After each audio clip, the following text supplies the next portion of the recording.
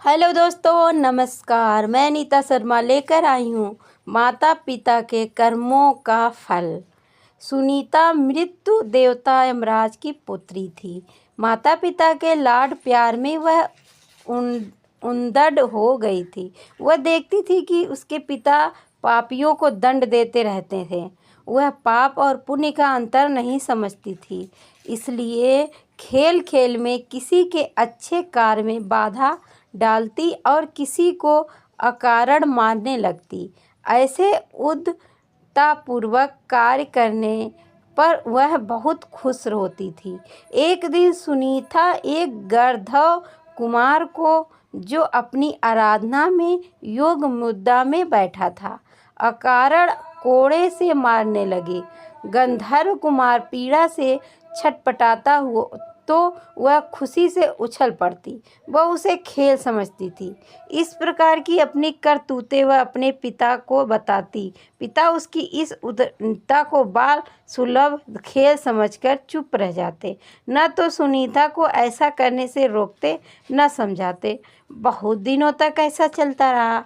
एक दिन फिर उस गंधर्व कुमार को, जब वह पूजा पाठ कर रहा था, सुनीता ने मारना शुरू कर दिया।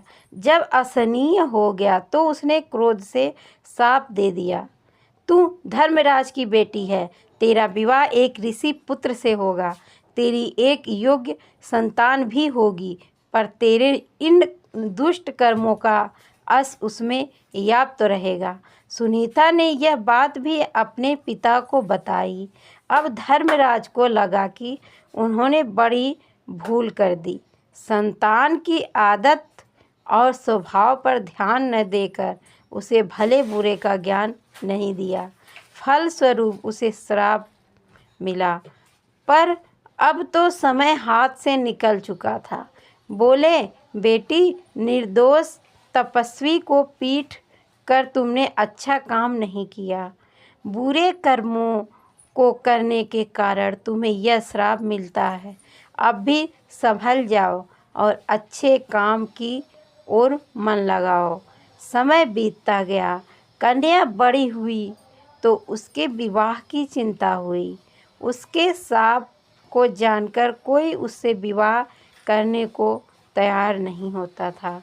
कौन उससे पैदा होने वाले पापी पुत्र का पिता बनता। जब कोई उपाय न रहा तो रंभा अप्सरा ने उसे मोहिनी विद्या सिखा दी। अप्सराएं तो इस कार्य में सिद्ध होती थीं। अब उसे किसी को भी मोहित करने की विद्या सिद्ध हो गई थी। एक दिन रंभा उसे अपने साथ लेकर वर की ओर में निकली। एक नदी के तट पर उसने अत्रि कुमार अंत को देखा। सुनीता अंग को देखते ही उस पर मोहित हो गई। रंभा की माया तथा अपनी मोहिनी विद्या के बल पर उसने अंग को भी मोहित कर दिया। दोनों को एक दूसरे पर आस्था जानकर रंभा ने दोनों का गंधर्व विवाह करवा दिया। दोनों शुभ पूर्वक रहने लगे। कुछ दिनों बाद उनके पुत्र हुआ, जिनका नाम वेन रखा गया। वेन अत्रि वंश के अनुरूप ही अपने पिता अंग के समान धार्मिक, सदाचारी तथा रोचित गुणों से संपन्न था। आचार विचार और व्यवहार में सबकी बड़ी प्रशंसा करते थे। अच्छे कुल में उत्पन्न होने के सभी लक्षण उसमें दिखते थे। पर माँ के एक दुर्गुण के कारण, जिसके कारण वह श्रापित हुई थी, धीरे धीरे वेन में भी वे दुर्गुण प्रकट होने लगे। कुछ नास्तिकों तथा दुष्टों की संगति में वह नास्तिक भी हो गया। ईश्वर, वेद, पुराण, शास्त्र आदि उसे झूठ लगने लगे। यज्ञ, संध्या आदि को वह पाखंड समझने लगा। वह वश्यक हो चुका था।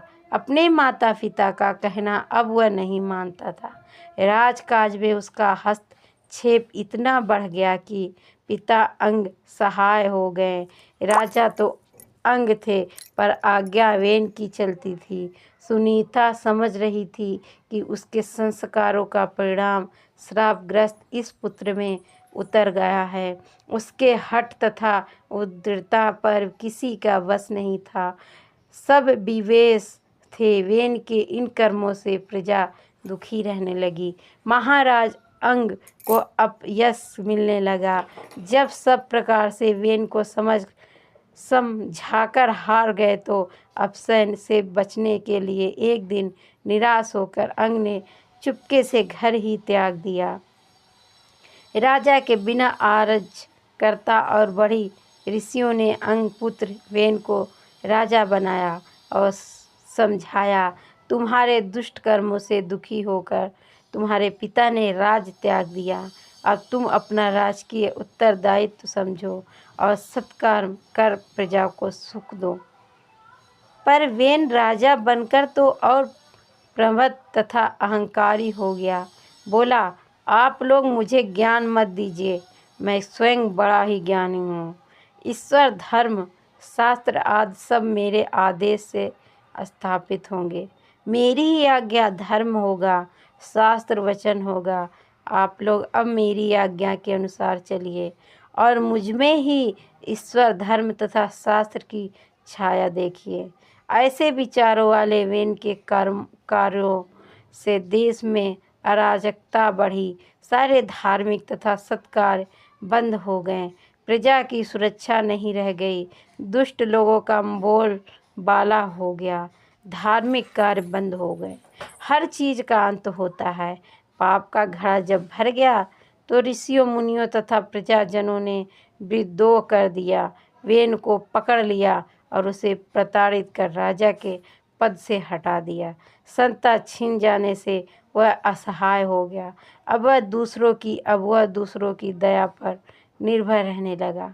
ऋषियों ने प्रजा से परामर्श कर उसके पुत्र पृथ को राजा के पद पर प्रतिष्ठित कर दिया। वेन जंगल में चला गया। निश्चय ही अच्छे कुल परिवार का व्यक्ति भी कुसंगत के कारण अपनी मर्यादा भूलकर कुमार्गी हो जाता है। अपने कुल धर्म को भूलकर सबके दुख का कारण बनता है और अंत में अपने इसी आचरण के कारण वह स्वयं ही कष्ट हो जाता है। इसलिए कुसंगति तथा कुसंस्कारों से बचना चाहिए। तो दोस्तों, आप लोग को ये कहानी कैसी लगी कमेंट में ज़रूर बताना और आने वाली वीडियो आप तक पहुंच सके इसके लिए वीडियो को लाइक, शेयर, सब्सक्राइब ज़रूर करना। और धन्यवाद दोस्तों।